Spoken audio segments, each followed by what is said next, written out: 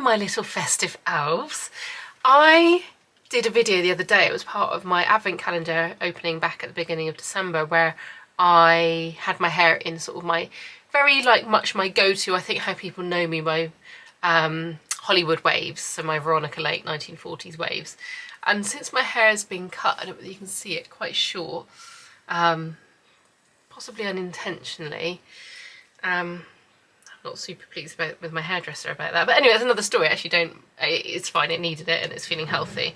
I thought it would be a good time to show you now, because it's quite clean and healthy and tangle free, and I've just watched it and it's got absolutely nothing in it apart from what I put in it when it's wet, which is Colour Wow,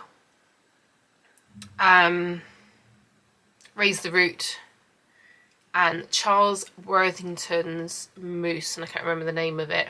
Using that one up, I feel like I really like it, but too much can get a bit heavy for me, because I just use it as like a texturizer rather than anything to hold a curl, so it's probably more for people who want to define curls. Anyway, so I'm just going to go through the stages of how I curl my hair and set my hair to get that kind of 1940s wave. Well, that's attractive. But you can see how dead straight my hair is. My hair does not want to be curly in any way at all. Anyway, partition my hair. Now, what I would normally do is pop in a light hairspray like Owlnet and a texturizing spray like Style on Steroids by Colour Wow. Those two sprays are absolutely perfect for setting hair. The Owlnet spray is extremely fine, so it adds just a coating to the hair to give it some hold, and the Colour Wow Style on Steroids is an incredible lightweight texturizing spray. I didn't do that before, however, because when you do that it does tend to make it quite tricky to run the straighteners through your hair because of the products that's in there. Now, I can do it with a bit of yanking. I just don't want to encourage you to do that, and I also don't want to make a video where I'm not running the GHDs through my hair cleanly to show you what I'm doing, so I haven't in this case. So if you've seen any of my other videos, you'll know that I always use a GHD to curl my hair. I find it holds the curls so much better. Wands for me, obviously I use them every single day in my job. I don't love it. It's normally under the instruction of the talent that I'm doing that they prefer having a wand used. They think you often can't get the curl you desire with the straighteners. There's yes and no, depends what you do with a straightener. I can pretty much achieve whatever I want, but if you like using a wand more, you absolutely can. The trick is to curl the hair all in the same direction, and when I get to my top layer I'm going to show you that a lot more clearly than what I'm doing now. But you can see that I'm taking maybe 2-inch sections. I'm starting at the base of my straighteners and this root of my hair. I'm doing one rotation by turning around with my bottom fingers and pulling that down through the hair to give me that jump up of a curl. Now, obviously my hair is quite short, so I can only get maybe one rotation in the shorter parts. But as soon as that curl's gone through, I then pin my hair into place so it sets from hot from cold. But let me get the bottom section done and I can show you more clearly in the top section how I actually do the curls. I had to put a jumper on because I'm getting a bit cool, and also there's fireworks going off outside my apartment, so just ignore that. I tend to find a side parting works best for this. Well, if you're going for the 1940s look, it will be a side parting, unless maybe it's a centre parting up into victory rolls, but generally it's a side. And when I say about curling them in the same direction, this is what I really need you to watch. I am taking my straighteners and curling them around facing the front direction.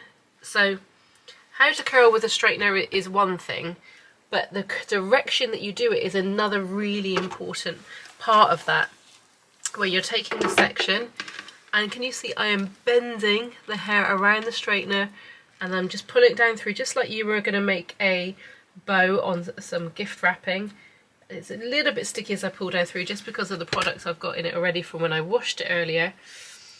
So you're just taking sections and you're curling them all towards the front. Now, if you were curling backwards, you would have almost like a sort of like a beachy, almost Farrah Fawcett wave that goes away from the face. But can you see these curls all come towards the face?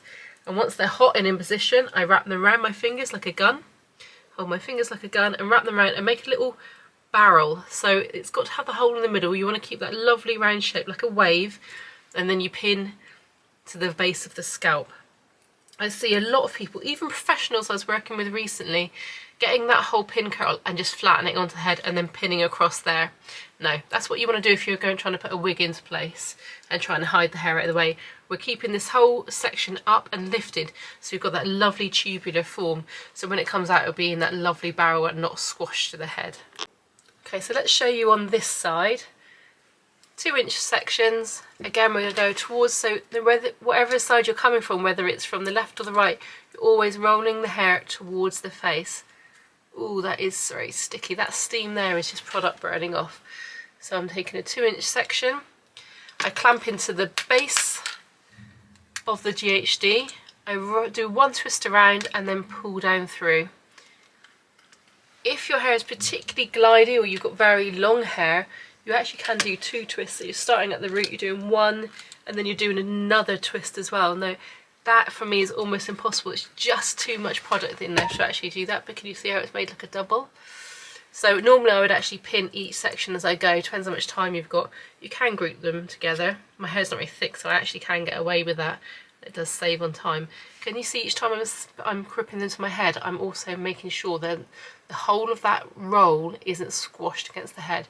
It's just in a lovely barrel where I can get my finger through. I'm going to show you again on this side because it's quite a nice clean long side to show you. So straighteners, roots of the hair, base of the straightener, start doing one rotation and then use these fingers at the end to pull that rotation all the way down through.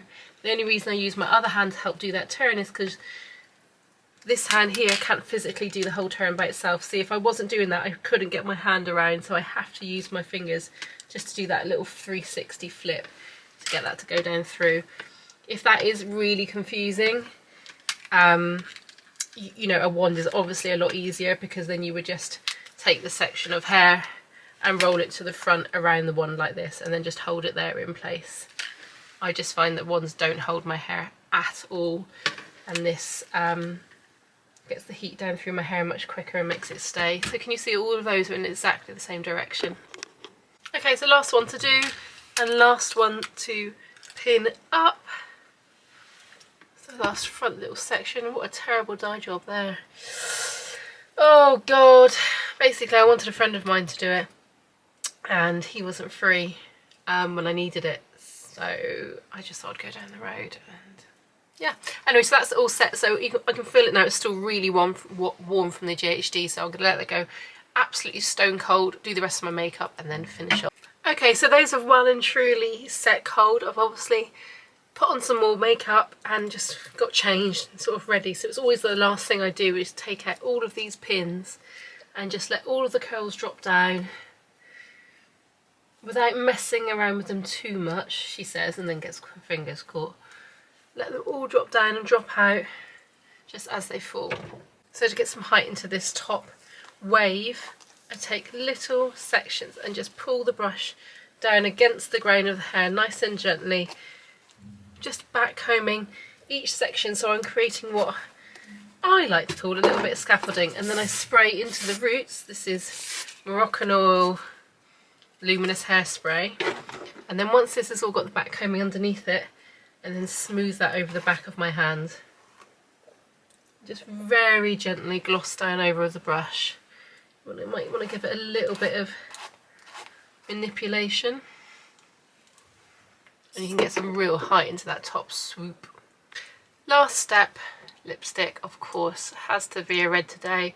I'm going to a Christmas concert or carol service at a church. Should you be wearing red at a church? I think so. I think it was okay for the past. I guess, what would you say? 60 years? Very hard to do a nice red lip with a very blunt lipstick. That one is Delilah Colour Intense in Vintage. Seems apt for the hairstyle today, so that's it. That's the final look.